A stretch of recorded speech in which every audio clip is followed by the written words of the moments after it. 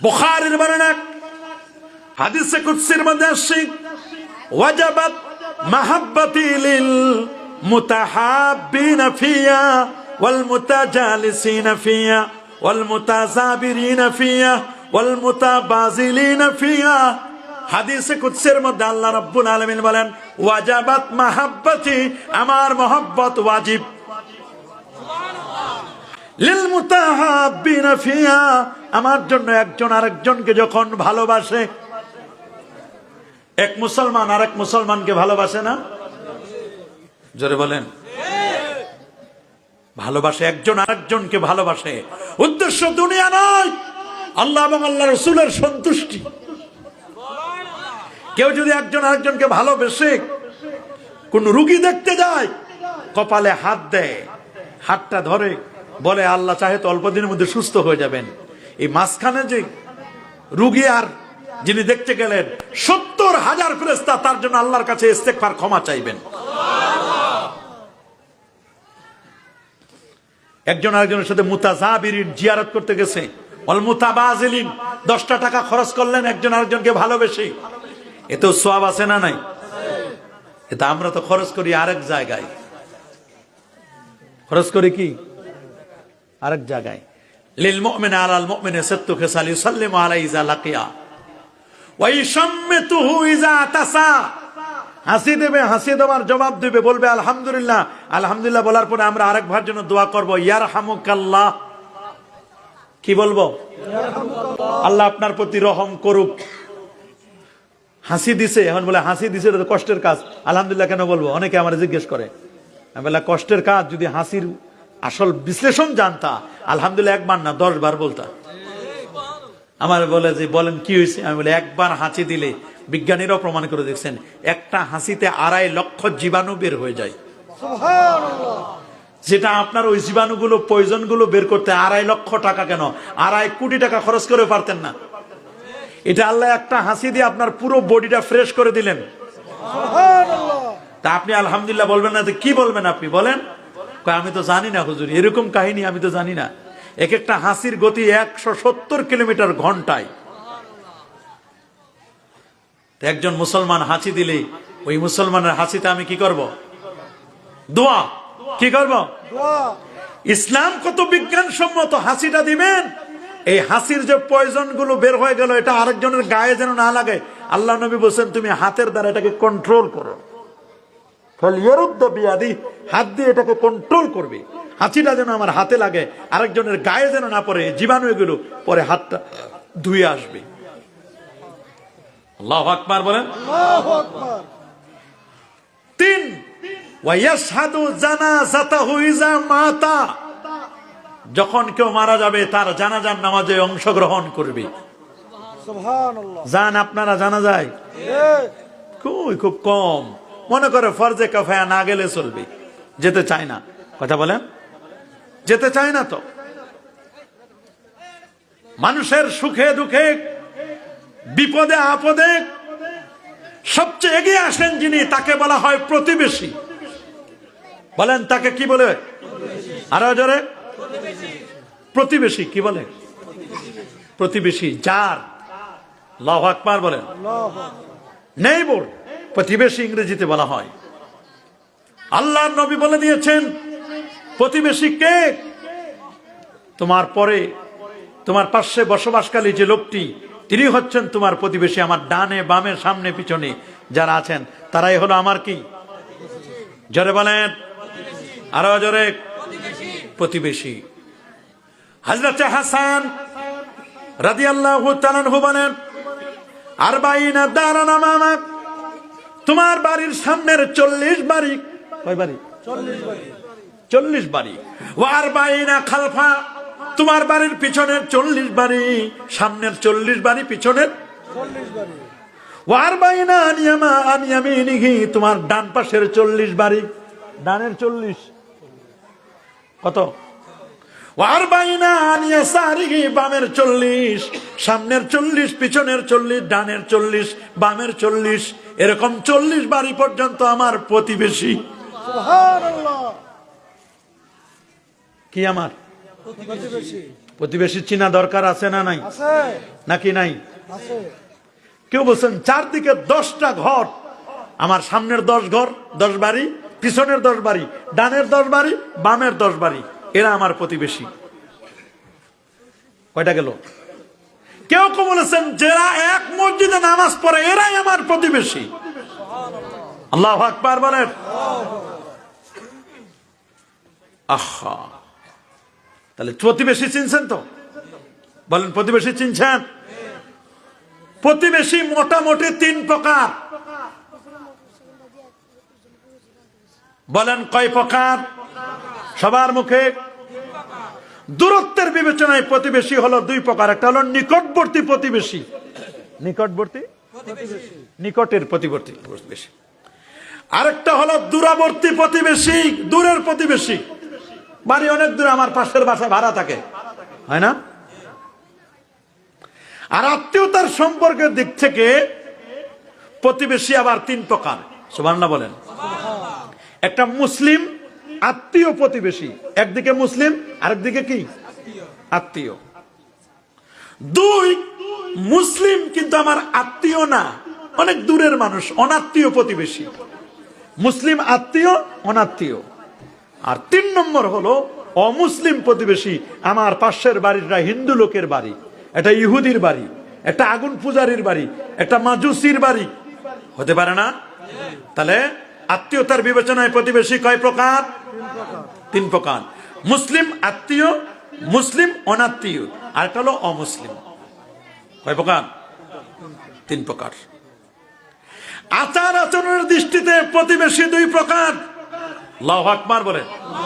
একটা হলো উত্তম প্রতিবেশী, আর একটা হলো নিকৃষ্ট প্রতিবেশী। সুবহানাল্লাহ বলেন। একটা হলো উত্তম প্রতিবেশী, আর একটা হলো কি নিকৃষ্ট। অনেক সময় প্রতিবেশীর জ্বালায় মানুষ বাড়ি বিক্রি করে দিয়ে চলে যায়, যায় না? প্রতিবেশীর জ্বালা, ওই এলাকায় আর থাকতেই চায় না, যা তোরাই থাক, আমি আর থাকবো না। আদাবুল মুফরাদ, ইমাম বুখারী রাহিমাহুল বারী, তিনি 116 নম্বর হাদিসের মধ্যে ইমাম বুখারী আল আদাবুল মুফরাদের মধ্যে উল্লেখ করেছেন, মিন সাআদাতিল মারইল মুসলিম, একজন মুসলমানের সবচেয়ে বড় সৌভাগ্যের বিষয় হলো 3টা জিনিস। কয়টা? আরো জোরে বলেন। একটা হচ্ছে আল মাসকানুল ওয়াসি, প্রশস্ত বাড়ি। সুবহানাল্লাহ। কি বাড়ি বলেন না? প্রশস্ত বাসভবন, অনেক বিশাল এরিয়া নিয়ে বাড়ি করছে। সুবহানাল্লাহ বলেন। খোলামেলা বাড়ি। কি বাড়ি? আল মাকানুল ওয়াসি, প্রশস্ত বাড়ি। ওয়াল জারুস সালেহ, নেককার প্রতিবেশী। আল্লাহু আকবার বলেন। নেককার প্রতিবেশী। ওয়াল মারাকিবুল হানিয়ু, আরেকটা হচ্ছে রুচিসম্মত বাহন, সৌভাগ্য স্বরূপ। সবার গাড়ি সমান হয় না, দেখেন না অনেক সময় গাড়ি কিনে অ্যাক্সিডেন্ট করে, হয় না? একটা ভালো গাড়ি পাওয়া এটা ভাগ্যের বিষয়, ভালো প্রতিবেশী পাওয়া ভাগ্যের বিষয়, আর ভালো বাড়ি পাওয়া, প্রশস্ত রুমগুলো বড় বড় পাওয়া, এটাও ভাগ্যের বিষয়। একজন মুমিনের সৌভাগ্যের বিষয় কয়টা? দক্ষিণ পাশের জানালা, প্রশস্ত বাড়ি, ভালো প্রতিবেশী, আর ভালো গাড়ি। ভালো যদিও ঘোড়ার কথা বলা হয়েছে, ঘোড়া এই যুগে তো আর ঘোড়া নাই, এদিকে হলো গাড়ি। ঘোড়া আছে, কি আছে? গাড়ি। গাড়ি। আল্লাহু আকবার বলেন। আবার এগুলো যেমন প্রতিবেশীর জন্য ভালো, আবার প্রতিবেশী হতে রাসূল সাল্লাল্লাহু আলাইহি ওয়াসাল্লাম দোয়া করতেন। নিকৃষ্ট প্রতিবেশী থেকে রাসূল দোয়া শিখাই দিয়েছেন। আল জার কাবলা দার, খেয়াল করবেন এই কথাটা। আল জার মানে প্রতিবেশী, কাবলা দার, ঘর বানানোর আগে ডানে বামে দেখো কে তোমার প্রতিবেশী। ঘর বানানোর পরে পাস্তাইলে হবে না। বলেন, আপনি এমন একটা জায়গায় ঘর বানাইছেন, উনি সবসময় খালি ঢোল বাজায়, কি বাজায়? এটা আপনার জন্য বিরক্তির কারণ না? পরে চিন্তা করলাম, আরে এইখানে ঘরটা বানাইলাম, আগে তো বুঝি নাই। কথা বলেন। এই জন্য ইসলামের নিয়ম হলো আল জার কাবলা দার, ঘর বানানোর আগে আগে প্রতিবেশী দেখো। আল্লাহ নবী আলাদাবুল মুফরাদের মধ্যে 117 নম্বর হাদিস নবী আমাদের জন্য বলে দিয়েছেন, ভালো প্রতিবেশী যেমন দরকার, খারাপ নিকৃষ্ট প্রতিবেশী থেকে তোমরা আল্লাহর কাছে পানা চাইবে। আল্লাহুম্মা ইন্নী আউযু বিকা মিন জারিস সু ফি দারিল মাকাম ফাইন জারাদ দুনিয়া ইয়াতাহাওয়ানু, হে আল্লাহ আমি তোমার কাছে আশ্রয় প্রার্থনা করছি দুষ্ট প্রতিবেশী হতে। কি হতে? এটা খারাপ প্রতিবেশী থেকে আল্লাহ তোমার কাছে আমি আশ্রয় চাই। আল্লাহু আকবার। এই জন্য আমার রাসূল বলেছেন তোমরা মিলেমিশে থাকো। কিভাবে থাকবো? বিচ্ছিন্ন হয়েও না, কোরআনের নির্দেশ। ইয়া আইয়ুহাল্লাযীনা আমানু, হে ইমানদার বান্দাগণ, বারবার বলছেন আতিউল্লাহ ওয়া আতিউর রাসূল ওয়া উলিল আমরি মিনকুম। আবার বলছেন ওয়াতাসিমু বিহাবলিল্লাহি জামিআন ওয়া লা তাফাররাকু। আল্লাহু আকবার।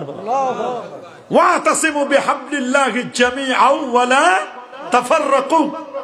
আল্লাহর রজ্জুকে মজবুত করে ধরো, তোমরা কখনো বিচ্ছিন্ন হয়ো না।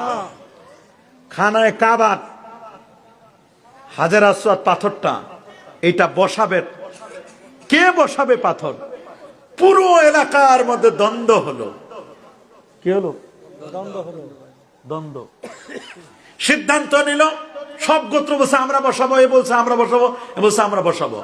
বলে সবাই আজকে রাতে আমরা বাসায় ঘুমাতে যাব, আগামীকাল ফজরের নামাজের পরে সর্বপ্রথম যিনি আসবেন তিনি এই খানায় কাবার কোনায় হাজার আসওয়াদ পাথরটা, জান্নাতি পাথরটা তিনি বসাবেন।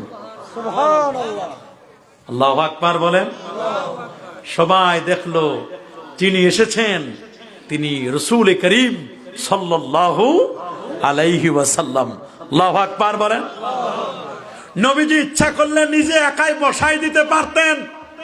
নবীজি বলেন না না না, একাই বসাবো না আমি। প্রত্যেক গোত্র প্রধান থেকে একজন করে নির্বাচন করলেন। তালুকদার বাড়ির একজন, চেয়ারম্যান বাড়ির একজন, মেম্বার বাড়ির একজন, চৌকিদার বাড়ির একজন, অমুক বাড়ির একজন, অমুক বাড়ির একজন, অমুক বংশের একজন, অমুক গোত্রের একজন, এরকম একজন একজন করে নিয়ে ওই যে চাদরের মধ্যে পাথর রাখলেন। রাখার পরে প্রত্যেকে বলেন তোমরা কোনাগুলো ধরো। কোনাগুলো ধরে সবাই মিলে তখন পাথরটা রাখলেন। এই যে সবার মধ্যে একত্রিত করে দিলেন, ঐক্যবদ্ধ করে দিলেন, এক জায়গায় একত্রিত করলেন সবাইকে, এটা যেন সবার জিনিস। তখন ওটার প্রতি মায়া মহব্বত সবার বেড়ে গেল।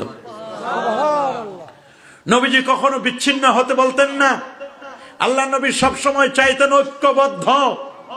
সুবহানাল্লাহ বলেন। বনু নাজির, বনু কাইনুকা, এরকম যত গোত্র ছিল ইহুদি কমিউনিটি, সব কমিউনিটিকে আল্লাহ নবী মদিনায় একত্রিত করলেন, কারোর সাথে যেন কোনো ধরনের কোনো দ্বন্দ্ব না হয়। আউস এবং খাজরাজ গোত্রের মধ্যে 40 বছরের যুদ্ধ চলছিল। নবী মদিনা শরীফে গিয়ে তাদের মধ্যে ভ্রাতৃত্বের বন্ধনে আবদ্ধ করে দিলেন। দ্বন্দ্ব কলহ ভুলে গেল, ভ্রাতৃত্বের বন্ধনে আবদ্ধ করে দিলেন। এই যে মিলেমিশে থাকা, ঐক্যবদ্ধ হয়ে থাকা, মানুষ বলে না 10-এর লাঠি 1-এর বোঝা। 10-এর লাঠি 10টা লাঠি এক জায়গায় করে বোঝা যায়। দেখবেন 10টা সুতা যদি এক জায়গায় দেন ওটা টানে ছিঁড়া যায়। ঐক্যবদ্ধ। নবী কখনো বিশৃঙ্খলা চাইতেন না। আল্লাহু আকবার বলেন। কি বলেন? আল্লাহ নবী কি কখনো বিশৃঙ্খলা চাইতেন?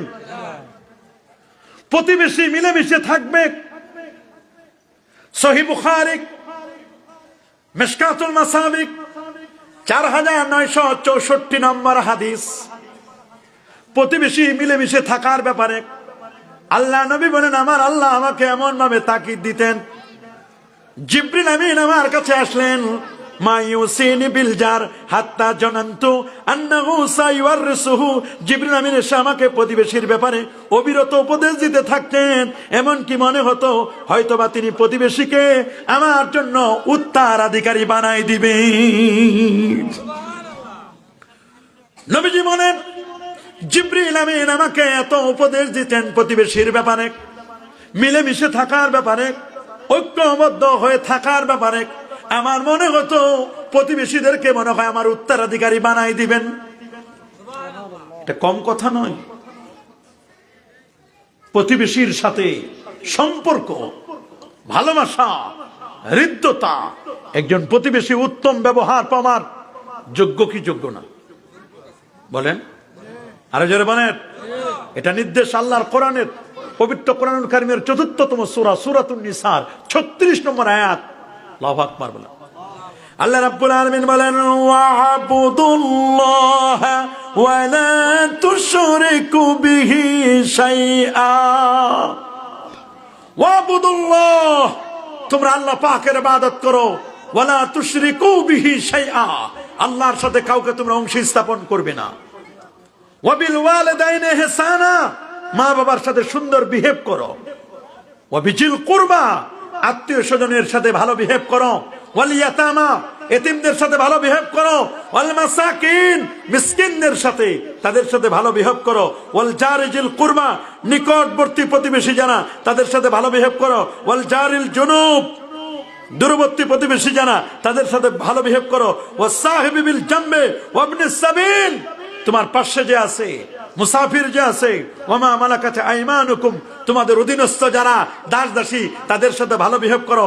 ইন্নাল্লাহ লা ইউহিব্বু মান কানা মুখতালান ফাখুরা, নিশ্চয় আল্লাহ অহংকারী দাম্ভিককে পছন্দ করেন না।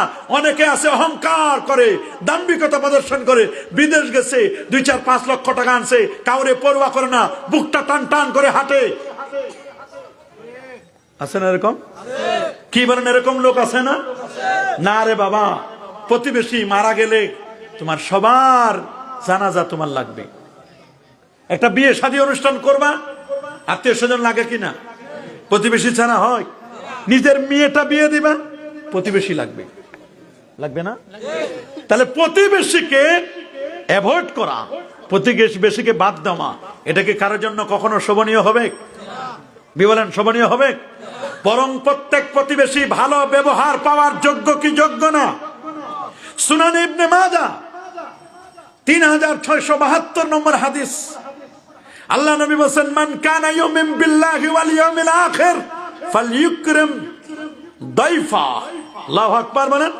ফালইউহসিন ইলা জারি, দুইভাবে হাদিসটা আসে যে আল্লাহ এবং আখিরাতকে বিশ্বাস করে সেজন্য মেহমানকে সম্মান করে।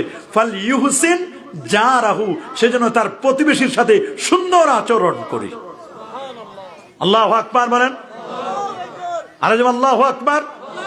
প্রতিবেশীর সাথে যদি কেউ সদাচরণ করে, প্রতিবেশীর সাথে যদি ভালো বিহেভ করে, এটা আল্লাহ এবং আল্লাহর রাসূলের ভালোবাসা তার দিকে অবশ্যই আছে। সুবহানাল্লাহ বলেন। মিশকাতুল মাসাবি 4990 নম্বর হাদিস। আল্লাহ নবী বলে দিয়েছেন, যে ব্যক্তি আল্লাহ ও তার রাসূলের ভালোবাসা পেতে ইচ্ছে করে সে যেন সদা সত্য কথা বলে, আমানত রক্ষা করে, প্রতিবেশীর উপকার করে। মান সাররাহু আন ইউহিব্বাল্লাহু ওয়া রাসূলুহু আও ইউহিব্বাল্লাহু ওয়া রাসূলুহু ফালইউসাদ্দিক হাদিসাহু ফালইয়াসদুক হাদিসাহু ইযা হাদাসা ওয়ালইউদ্দ আমানাতাহু ওয়া ইযা উতিমানা ওয়ালইউহসিন জাওয়ারা মান জাওয়ারাহু, তার পাশে যে আসে প্রতিবেশী তার সাথে যেন সুন্দর করে আচরণ করে, ভালো বিহেভ করে। সকালবেলা প্রথম উঠলে দেখা হবে কার সাথে বলেন? কিন্তু আমাদের সমাজে এমন লোক আছে, প্রতিবেশী যেই রাস্তা দিয়ে চলবে ময়লা ফেলে দেয়। আছে না? আছে না? বাথরুম করে রেখে দেয়, বিষ্ঠা ফেলে। আছে কিনা? উপরে আছে, উপর থেকে পানি ফেলে দেয়, থুথু ফেলে, কাশ ফেলে, সর্দি ফেলে। কষ্ট পায় কি পায় না? কলার ছোবলা ফেলে। এই যে প্রতিবেশীর প্রতি কষ্ট, কি বলেন, প্রতিবেশীকে কষ্ট দেওয়া যাবে? তাহলে আমরা যদি প্রতিবেশীর সাথে ভালো ব্যবহার করি, আল্লাহ নবী বলছেন ওই লোকটি আল্লাহর নবী বলছেন ওই লোকটি আল্লাহ এবং আল্লাহ রসুলের ভালোবাসা পেয়ে যাবে। আমরা কি আল্লাহ আল্লাহ রসুলের ভালোবাসা পেতে চাই? তাহলে আমরা কি প্রতিবেশীকে কখনো কষ্ট দিব? কখনোই দিব না। মিশকাতুল মাসাবিক 4962 নম্বর হাদিস। আল্লাহু আকবার। ওয়াল্লাহি লা ইউমিনু ওয়াল্লাহি লা ইউমিনু ওয়াল্লাহি লা ইউমিনু। আল্লাহ নবী বলেন কসম আল্লাহর, ওই লোকটি ঈমানদার হবে না। কসম আল্লাহর, ওই লোকটা ঈমানদার হিসেবে পরিচয় দিতে পারবে না। কসম আল্লাহর, ওই লোকটি ঈমানদার হিসেবে পরিচয় দিতে পারবে না। ক্বালু, সাহাবায়ে কেরাম বলেন, ওমা যাকা ইয়া রাসূলুল্লাহ, হুজুর কে গো যে লোকটি ব্যাপারে আপনি কসম করে বললেন ওই লোকটি কখনো ঈমানদার হবে না, কখনো ঈমানদার হবে না? কে? নবীজি বলেন, আল জারু লা ইয়ামানু জারুহু বাওয়াকি। ওই ব্যক্তি ঈমানদার নয় যার অনিষ্ট থেকে তার প্রতিবেশীর নিরাপদ থাকে না। যার অনিষ্ট থেকে প্রতিবেশী কি থাকে না? নিরাপদ থাকে না। গালি দেয়, মারামারি করে, কটূক্তি করে, ময়লা ফেলে, কষ্ট দেয়, শত্রু লাগাই দেয়, বাড়ির ভিতরে চুরি করায়, ডাকাতি করায়, নিজে করে না আরেকজনের দ্বারা করায়। আছে না এরকম? আছে না? শুধু তাই নয়, মিশকাতুল মাসাবির মধ্যে, বুখারীর মধ্যে হাদিসটি এসেছে, লা ইয়াদখুলুল জান্নাতা মান লা ইয়ামানু জারুহু বাওয়াকি। সেই ব্যক্তি জান্নাতে যাবে না যার অনিষ্ট থেকে তার প্রতিবেশী নিরাপদ থাকে না। প্রতিবেশী, আপনি যদি জান্নাতে যেতে চান, অবশ্যই জান্নাতে যেতে হলে আপনার প্রতিবেশীর সাথে ভালো ব্যবহার করতে হবে। আমরা কি প্রতিবেশীর সাথে ভালো ব্যবহার করতে চাই? হাত তুলে দেখান তো।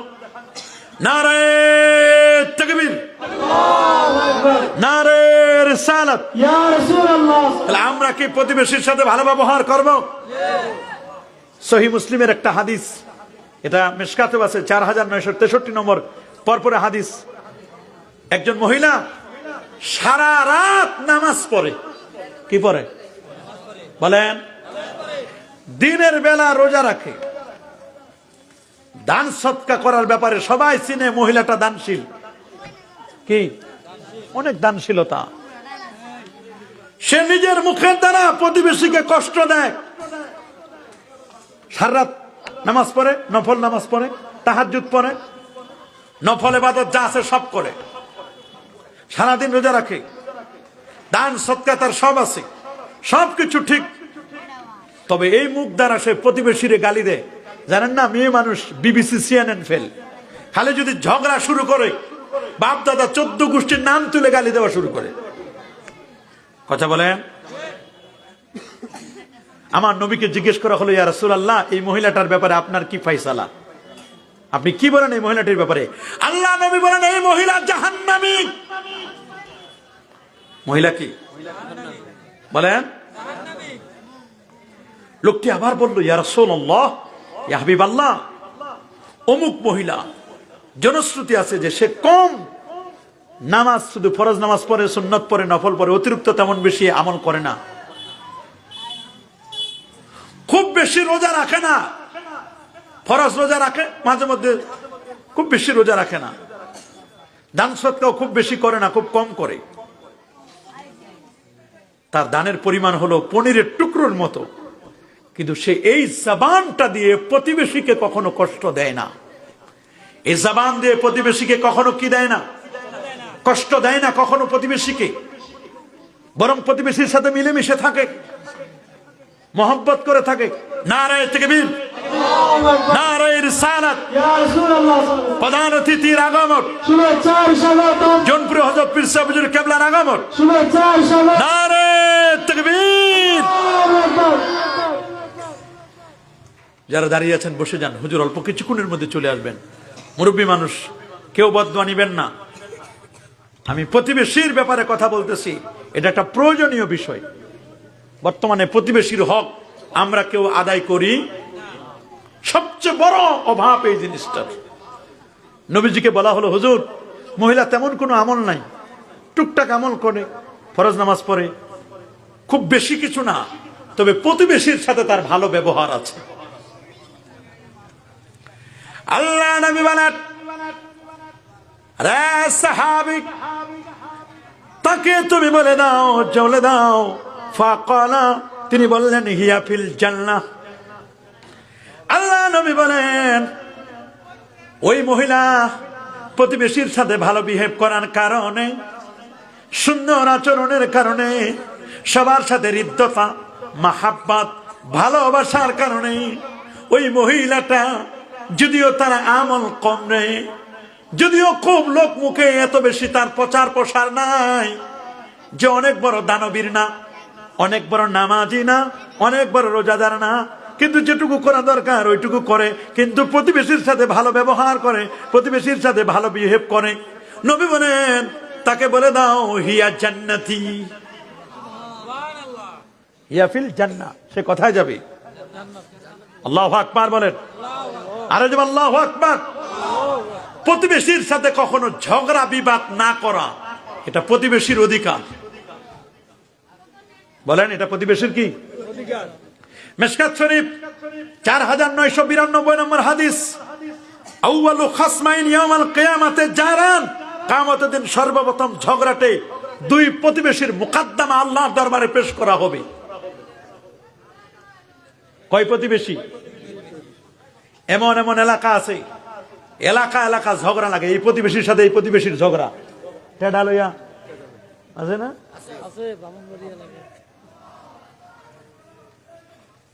বলেন, আছে না এরকম? ঝগড়া, বিবাদ, মারামারি, কাটাকাটি, বিসম্বাদ আছে না নাই? এরকম একদল মানুষ আছে, বিবাদ করে। কিয়ামতের ময়দানে আল্লাহর দরবারে দুই প্রতিবেশীর ঝগড়া নিয়ে, মুকদ্দমা নিয়ে আল্লাহর দরবারে পেশ করা হবে। প্রতিবেশীর সাথে ঝগড়া করে অনেক সময় কথা বলে না, প্রতিবেশীকে নির্যাতন করে, ঘর ছেড়ে দিতে বাধ্য করে, ঝগড়া বিবাদ করতে করতে করতে একজন আরেকজনের সাথে কথা বলা বন্ধ করে দেয়। রাসূলুল্লাহ বলেন, ঝগড়া করে বিবাদ করে যদি 3 দিন কথা না বলে, যখন দুই ব্যক্তি 3 দিনের বেশি সময় ধরে সম্পর্ক ছেদ করে, তখন তাদের একজনের সর্বনাশ হয়ে যায়। আর দুজনের সম্পর্কযুক্ত অবস্থায় মৃত্যুমুখে যদি মারা যায়, তবে তাদের উভয়ে সর্বনাশ হয়। যে প্রতিবেশী তার কোনো প্রতিবেশীকে নির্যাতন করে, তার সাথে নিষ্ঠুরতম আচরণ করে, যাতে ব্যক্তি ঘর ছেড়ে বাধ্য হয়, সে ব্যক্তি নিশ্চিত ধ্বংসের মধ্যে পতিত হবে। বলেন, কোথায় যাবে? ধ্বংস অনিবার্য। আমাদের কি ধ্বংস হোক, এটা কি আমরা কেউ চাই? কি বলেন, আমরা কেউ চাই? প্রতিবেশীর সাথে মহব্বত সৃষ্টি করার জন্য, একজন আরেকজনের সাথে মিলেমিশে থাকার জন্য হাদিয়া দিতে হবে। কি দিতে হবে? বলেন, আল্লাহর হাবিব বলছেন, তাহাদাও তাহাব্বু, পরস্পরকে উপহার দাও, গিফট দাও। এই গিফট দিলে, হাদিয়া দিলে মহব্বত বাড়বে। আল্লাহু আকবার বলেন। এখন হাদিয়া প্রদানের ক্ষেত্রে যিনি কাছের প্রতিবেশী, নিকটবর্তী প্রতিবেশী, তিনি বেশি অগ্রাধিকার পাবেন। আল্লাহু আকবার বলেন। সহিহ বুখারীর বর্ণনা 2207 নম্বর হাদিস, আম্মা জান আয়েশা সিদ্দিকা রাদিয়াল্লাহু তাআলা আনহা আল্লাহর হাবিবকে বলেন, ইয়া রাসূলুল্লাহ, ইন্না লি জারাইনি, হুজুর আমার দুইজন প্রতিবেশী আছে। হুজুর, আইয়ুহুমা উহুদিয়া, হুজুর আমি কাকে প্রথম হাদিয়া দিব?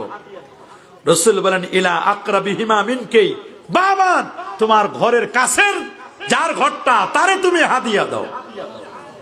আল আকরাব ফাল আকরাব, যিনি যত কাছের তিনি তত বেশি হাদিয়া পাবেন। আল্লাহু আকবার বলেন। শুধু তাই নয়, আল্লাহ নবী বলেন, ইয়া আবা যার, ইজা তাবাখতা মারাক্কাতান ফাআকসির মাহা ওয়া তাহাদ জিরানাকা, রে আবু যার, তুমি যখন তরকারি রান্না করবে বাসায় বলে দাও একটু ঝোল যেন বাড়ায় দেয়, ঝোল যেন একটু বাড়ায় দেয়, পানি বাড়ায় দেয়। গোস্ত দিতে না পারলে গোস্তের ঝোল তোমার প্রতিবেশীকে দিবি। আল্লাহু আকবার বলেন। এক সময় কিন্তু মানুষের মধ্যে হৃদ্যতা, মহব্বত, ভালোবাসা এত বেশি ছিল, কেউ যদি একটু পোলাও গোস্ত রান্না করত, তাহলে কিন্তু 1 প্লেট পাশের বাসায় দিত, দিত না? গোস্ত রান্না করছে দিত, ভালো কোনো খাবার দাবার রান্না করছে দিত, একটু পিঠা পলি বানাইছে আরেক বাসায় দিত। এখন মানুষের হৃদয়গুলো পাথরের চেয়ে শক্ত হয়ে গেছে, কঠিন হয়ে গেছে, পাষাণ হৃদয় হয়ে গেছে। আমাদের মনগুলো গলে না। দোতলায় বিয়ে বাড়ি, নিচতলায় লাশ দাফন করার জন্য প্রিপারেশন নিচ্ছেন, উপর তলায় গায়ে হলুদ, এর আগের উপরের তলার দেখবেন একজন বিছানায় শুয়ে কাতরাচ্ছেন অসুস্থ, আরেক দল ঢোল বাজাইতেছে। এক একজন এক এক রকমের, কারো সুখ, কারো দুঃখ, কারো কঠিন অবস্থা। কেউ আনন্দ করতেছে, ঢোল বাজাইতেছে, বিয়ের আনন্দ, আর কারো দাফন করবে লাশ, নিজের বাবার লাশ কাঁধে। এই তো আমাদের অবস্থা। কিন্তু রাসূলুল্লাহ বলে দিয়েছেন, তোমার প্রতিবেশীর দুঃখে তুমি দুঃখী হও। তুহিব্বু লাহু মা তুহিব্বু লিনাফসিক, তোমার জন্য সেটি পছন্দ করবে যেটি তোমার ভাইয়ের জন্য পছন্দ করো। আল্লাহু আকবার। নবীর খুলুক আযম ছিল সিলমান কাতাকা ওয়াফু আম্মান জালামাকা ওয়া আহসিন ইলা মান আসাআ ইলাইকা। আল্লাহু আকবার। উত্তম আচরণ কাকে বলে? সিলমান কাতাকা, আত্মীয়তার সম্পর্ক যে ছিন্ন করতে চায়, তুমি তার সাথে আত্মীয়তার সম্পর্ক জুড়ে দাও। ওয়াফু আম্মান জালামাকা, যে তোমার সাথে জুলুম করে তুমি তাকে মাফ করে দাও। আল্লাহু আকবার বলুন। সিলমান কাতাকা ওয়াফু আম্মান জালামাকা ওয়া আহসিন ইলা মান আসাআ ইলাইকা, যে তোমার সাথে রূঢ় আচরণ করে, খারাপ আচরণ করে, তুমি তার সাথে ভালো আচরণ করো। সুবহানাল্লাহ, আল্লাহু আকবার বলেন। আজকে সমাজের মধ্যে শুধু দ্বন্দ্ব, কলহ, মারামারি, কাটাকাটি, খুন খারাপি, হত্যা, জিজ্ঞাসা, এগুলোই কিন্তু চলতেছে। কথা বলেন। কিন্তু আমাদের দায়িত্ব হলো ঐক্যবদ্ধ হয়ে থাকা। দেখেন মাযহাব কয়টা? সবাই বলেন আরো জোরে। 4 মাযহাবের যে ইমামরা ছিল, একজন আরেকজনকে কখনো গালি দেন? কেউ কি গালি দেয় নাই? প্রত্যেক ইমাম তাদের অনুসারী ছিল, সবাই কিন্তু অনুসরণ করছি। এক ইমাম আরেক ইমামকে কাফের বলে নাই। আমরা এক হুজুর আরেক হুজুরকে কাফের বলে দিই, এক হুজুর আরেক হুজুরকে দেখতে পারি না। কথা বলেন। 4 মাযহাবে হক। মাযহাব কয়টা? 4টা মাযহাবে হক। 4টা মাযহাবের মধ্যে যে কোনো একটাকে আপনি মানেন। আপনি এখানে মাহফিলে আসবেন, এই দিক থেকে আসতে পারেন, এই দিক থেকে আসতে পারেন, সামনের দিক থেকে আসতে পারেন, পিছন দিক থেকে আসতে পারেন, কোনো আপত্তি। মিলেমিশে থাকতে হবে। 4টা মাযহাবে হক। কোন মাযহাবের একজন ইমাম আরেকজন ইমামকে কখনো গালি দেয়? কখনো দেয় নাই। বরং ইমাম শাফি যেদিন জন্ম নিলেন, ওই দিন ইমাম আজম আবু হানিফার ইন্তেকাল হলো। ইমাম শাফি যখন ইমাম আজম আবু হানিফার ফজিলত জানলেন, উনি এত বড় ইমাম ছিলেন, উনার ইলম সম্পর্কে জ্ঞান রাখলেন, জানলেন, তখন তিনি বলেন, আমি যখন কোনো বিপদে আপদে পড়ি, ইন্নী লা আতাবাররাকু কবরা নোমান, তিনি বলেন, আমি আপদ বিপদে পড়লে ইমাম আজম আবু হানিফার কবরের পাশে যাইয়া আমি তাকে উসিলা দিয়ে আল্লাহর কাছে আমি চাই, দোয়া করি। আমার বন্দুকের গুলি মিস হয়, কিন্তু ওনার কাছে এসে ওনাকে উসিলা দিয়ে দোয়া করলে দোয়া কখনো মিস হতো না। আল্লাহু আকবার বলেন। একজন ইমাম আরেকজন ইমামকে এত শ্রদ্ধা করতেন, একজন এত সম্মান করতেন, এত ইজ্জত করতেন। 4টা ইমামই হক। হাতের 5টা আঙ্গুল সমান না? সমান। এটা একটু ছোট, এর চেয়ে এটা একটু বড়, এটার চেয়ে আবার মাঝখানেটা আর একটু বড়, এটার চেয়ে এটা আবার একটু ছোট, এটার চেয়ে আবার এটা আর একটু ছোট। 5টা আঙ্গুল সমান হবে না। সবার চিন্তা চেতনা এক হবে না, সবার মন মস্তিষ্ক এক হবে না। একজনের কাছে গরু গোস্ত পছন্দনীয়, যার হাই লো প্রেশার, আরেকজন হাই প্রেশার গরু গোস্ত মোটেও খায় না। একজনের ডায়াবেটিস জ্বলতে চিনি খায় না, আরেকজনের ডায়াবেটিস শর্ট, ওনাকে চিনি খেয়ে ডায়াবেটিস বাড়াইতে হয়। কথা বলেন। একজনের সাদা রং পছন্দ, আরেকজনের কালো রং পছন্দ, একজনের ঝাল পছন্দ, আরেকজনের টক পছন্দ, একজনের মিষ্টি পছন্দ, এক একজনের এক এক পছন্দ। কথা বলেন। সবাইকে আপনি কখনো এক করতে পারবেন? হাতের 5টা আঙ্গুল যেমন সমান হবে না, সব মুসলমান, সব ভাই বোন, এলাকার সব মানুষ এক হবে না। তবে চেষ্টা করতে হবে, এটা তো আমারই হাত। সবাইকে নিয়েই কিন্তু একটা কমিউনিটি, সবাইকে নিয়েই কিন্তু একটা পরিবেশ। আল্লাহু আকবার বলেন। আর যেমন আল্লাহু আকবার। একটা ক্লাসের মধ্যে সব ছাত্র কি এক রোল হয়?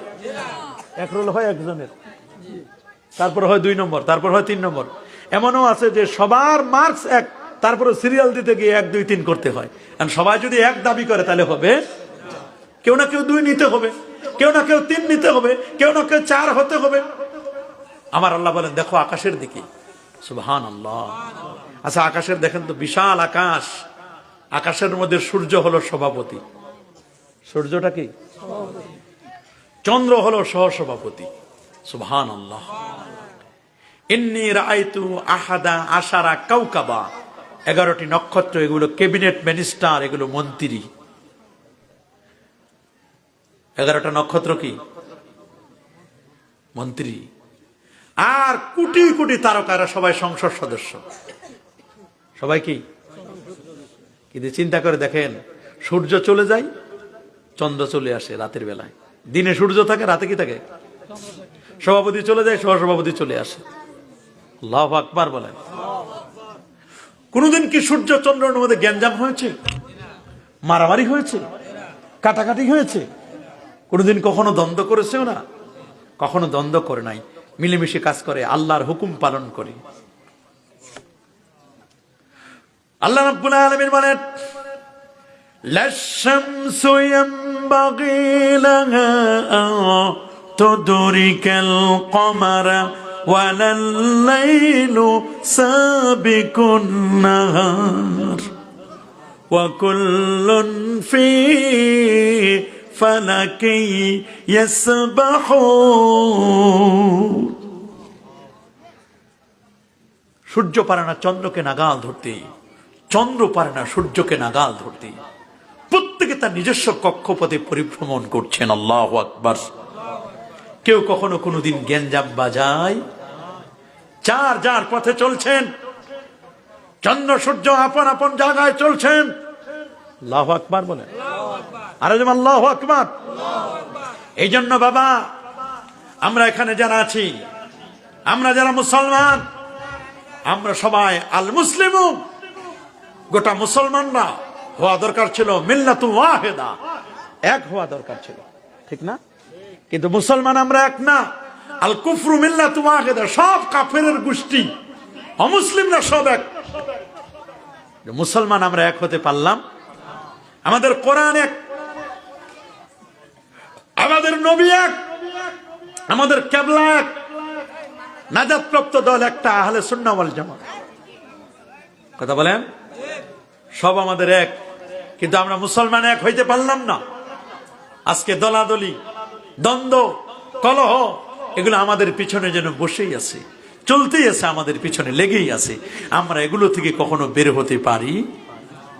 আমার নবী যেন ফিতনা না হয়, যেন বিপর্যয় না হয়, মানুষ যেন দলাদলি না করে। এই জন্য দেখেন খানায় কাবা, কাবার পাশে কিন্তু একটি জায়গা আছে হাতিমে কাবা। সুবহানাল্লাহ। হাতিমটা এটা কিন্তু কাবার অংশ। এটা কিসের অংশ? এটা কিন্তু কাবা শরীফের অংশ।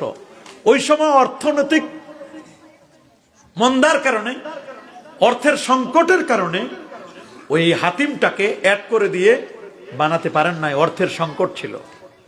তা পরবর্তীতে যখন টাকা পয়সা হলো, অর্থকরী হলো, সাহাবায়ে কেরাম নবীজিকে বলেন, ইয়া রাসূলুল্লাহ, এক সময় তো অর্থের সংকট ছিল, এই হাতিমটাকে আমরা কাবার মধ্যে ইনক্লুড করতে পারি নাই। হুজুর, এখন তো আর কোনো অর্থের সংকট নাই হুজুর, হুজুর এখন আমরা এটাকে কাবার ভিতরে অ্যাড করে দিই।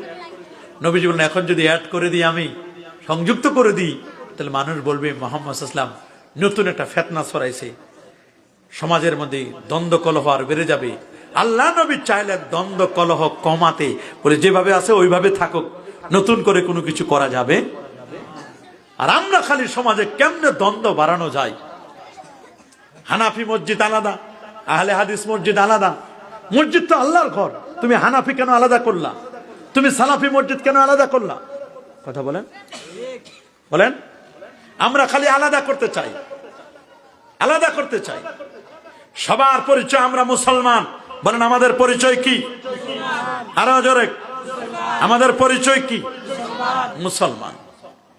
এই মুসলমানের মধ্যে যে কত ভাগ, সুন্নি, ওয়াহাবি, সালাফি। সুন্নিদের মধ্যে আবার কত ভাগ, তার শেষ নাই। এরকম ভাগ করতে করতে করতে করতে করতে করতে করতে বানরকে দিছে রুটি ভাগ করতে।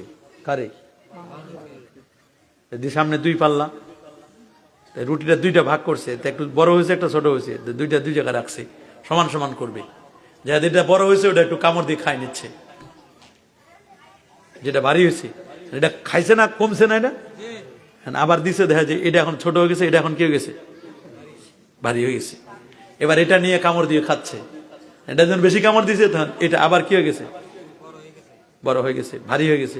এবার এটা নিয়ে কামড় দিয়ে খাচ্ছে, এটা যখন বেশি কামড় দিচ্ছে তখন এটা কি হয়ে গেছে, আবার ভারী হয়ে গেছে। এবার এটা কামড় দিয়ে খাচ্ছে, এটা এত বেশি কামড় দিয়ে খাচ্ছে, এটা আবার ভারী হয়ে গেছে। এরকম করতে করতে করতে পুরো রুটিটাই শেষ। আমাদের পরিস্থিতি হয়েছে এখন এই সিস্টেম। আমরা বানরের কাছে দিছি রুটি ভাগ করতে, রুটির কি অস্তিত্ব থাকবে? মুসলমান যদি আমরা এরকম অনৈক্যের দিকে যাই, আমরা যদি সবাই মিলেমিশে যদি কাজ না করি, সমাজের সবাই যদি ঐক্যবদ্ধ হয়ে আমরা না থাকি, আমাদের পায়ের তলায় একদিন মাটি থাকবে না। কথা বলেন? এই জন্য একটা প্রতিষ্ঠান করবেন, একটা ভালো কাজ করবেন, সবাইকে ঐক্যবদ্ধ হয়ে আমাদের কাজ করতে হবে, মিলেমিশে থাকতে হবে। বলেন কিভাবে থাকতে হবে?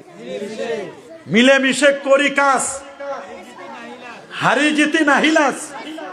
মিলেমিশে যদি একটা কাজ করি, এতে যদি হারেও যাই তাতে কোনো আপত্তি নাই, জিতে গেলে তো কোনো কথাই নাই, খুশি বেশি হবে আমাদের। আল্লাহু আকবার বলেন। এই এলাকা, এই কমিউনিটি, এটা আমাদের। এই এলাকার উন্নতি বলেন, আমাদের সন্তান সন্ততিদের লেখাপড়া বলেন, এদের প্রযুক্তি বলেন, এদের আমল আখলাক বলেন, সবার সন্তানরা আমরা সবাই মিলে যদি ঐক্যবদ্ধ হই, আমাদের সমাজে কোনো মদ জুয়া থাকবে না। সব এলাকা মিলে যদি ঐক্যবদ্ধ হয়, এলাকায় কোনো মদ জুয়া ঢুকতে পারবে? কি বলেন, পারবে? সবাই মিলে যদি ঐক্যবদ্ধ হয়ে বলেন যে না, এই এলাকা আমরা কোনো গান বাদ্য প্রবেশ করতে দিব না, দেখবেন এই এলাকায় কোনো গান বাদ্য আসবে না। কথা বলেন? সবাই মিলে যদি বলে, প্রত্যেক বাড়ির যারা বালক আছে সবাইকে মসজিদে এসে নামাজ পড়তে হবে, সবাই মিলে যদি ঐক্যবদ্ধ হয়, সমাজের মোড়ল যারা আছে, সমাজের নেতৃস্থানীয় ব্যক্তি যারা আছে, সবাই মিলেমিশে যদি একটা সিদ্ধান্ত নেয় যে এই গ্রামে আমরা একটা ভালো স্কুল করব, ভালো একটা কলেজ করব, ভালো একটা মাদ্রাসা করব, আমাদের সন্তানরা লেখাপড়া করবে, ভালো একটা গোরস্থান করব, একটা ঈদগাহ করব, একটা মাদ্রাসা করব, সম্ভব কিনা? কি বলেন, সম্ভব না? কিন্তু একা একা করা, একা একা আপনার মসজিদ করতে পারবেন, কিন্তু একা একটা মসজিদ করে যদি মুসল্লি না হয়, ওই মসজিদের কোনো দাম হবে? বাগান দিলেন কিন্তু বাগানে কোনো ফুল নাই, গাছ নাই, তাহলে ওই বাগানের শোভা পায় না। একটা মাদ্রাসা দিলেন, একটা স্কুল দিলেন, চাই দেন আপনি, এগুলোর পিছনে অবশ্যই সবার ঐক্যবদ্ধ প্রচেষ্টা লাগবে। কি বলেন, ঠিক না? আজকে যেখানে মাহফিল হচ্ছে, এখানে কি ছিল? একটা গর্ত, এখানে একটা বিশাল এক গর্ত ছিল।